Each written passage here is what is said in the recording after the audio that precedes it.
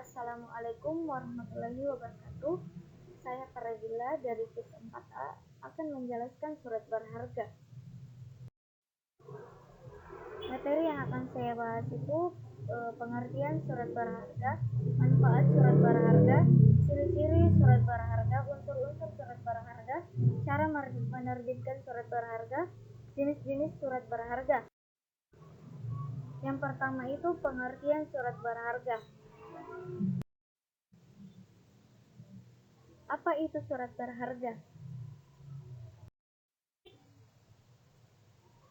Surat berharga atau commercial paper adalah dokumen yang mempunyai nilai berharga berupa uang yang sudah diakui dan bahkan dilindungi oleh hukum untuk keperluan transaksi pembayaran, perdagangan, penagihan, atau jenis lainnya.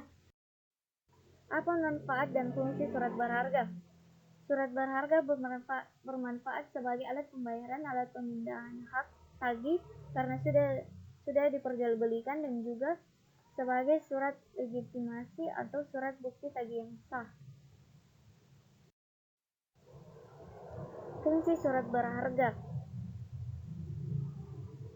yaitu sebagai surat yang memiliki sifat hukum, kebendaan, surat tanda keanggotaan dari suatu persekutuan, dan juga surat tagihan utang.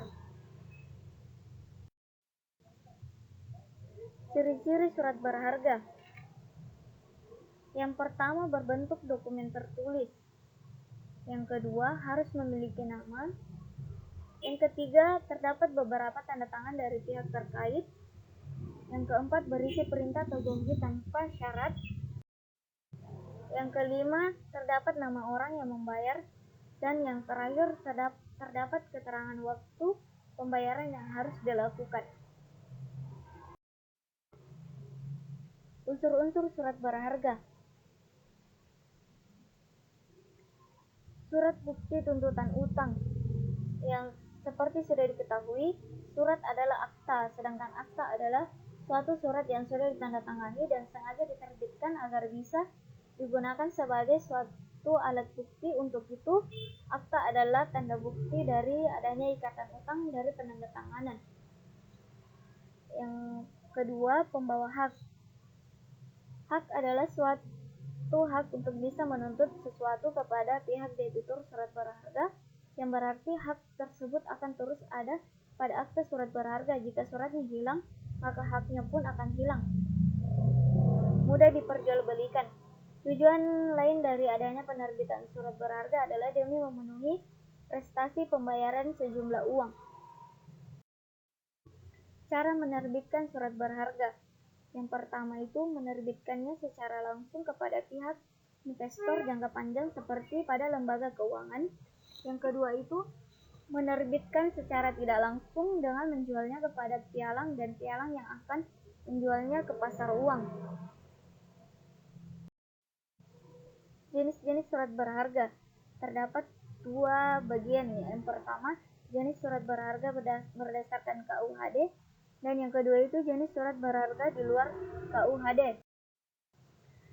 Jenis surat berharga berdasarkan KUHD yang pertama itu wesel. Wesel adalah surat berharga yang di dalamnya terdapat kata wesel dan memiliki kandungan perintah untuk melakukan pembayaran sesuai syarat yang sudah ditetapkan dalam KUHD. Cek. Pengertian surat berharga.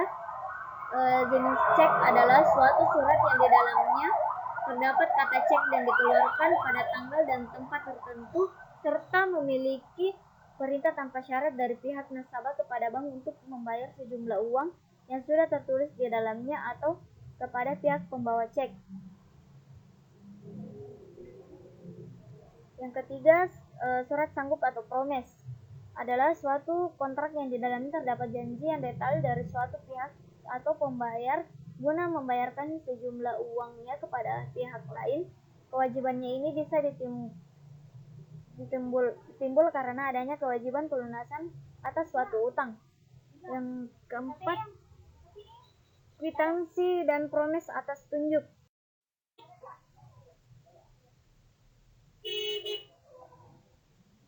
Jenis surat berharga di luar KUHD. Dilihat giro. adalah salah satu jenis surat perintah nasabah yang sebelumnya sudah diberikan standarisasi bentuk kepada bank penyimpan dana untuk memindahbukukan sejumlah uang dari rekening yang bersangkutan ke rekening pihak yang namanya sudah tertulis dalam dilihat biro tersebut pada bank yang sama atau bank yang berbeda. Yang kedua, commercial paper adalah salah satu instrumen utang jangka pendek tanpa adanya jaminan yang dikeluarkan oleh suatu perusahaan bukan bank, lalu diperjualbelikan melalui bank atau suatu perusahaan efek dengan jangka waktu pendek dan sistem diskonto. Yang ketiga, surat saham adalah surat berharga yang dijadikan sebagai bukti penyertaan modal dalam suatu perusahaan perseorangan yang dibuktikan dengan surat saham sebagai surat resmi yang di dalamnya berisi bahwa pemegang saham adalah orang atau badan hukum yang memiliki hak atas dividen, hak suara, dan hak lainnya. Dan yang terakhir itu obligasi. Obligasi adalah jenis sertifikat bukti utang yang dikeluarkan oleh suatu perusahaan atau bank pemerintah sebagai pihak yang nantinya akan berutang dan berjanji untuk membayarnya dengan bunga dan pokok utang dalam kurun waktu tertentu kepada pemilik obligasi.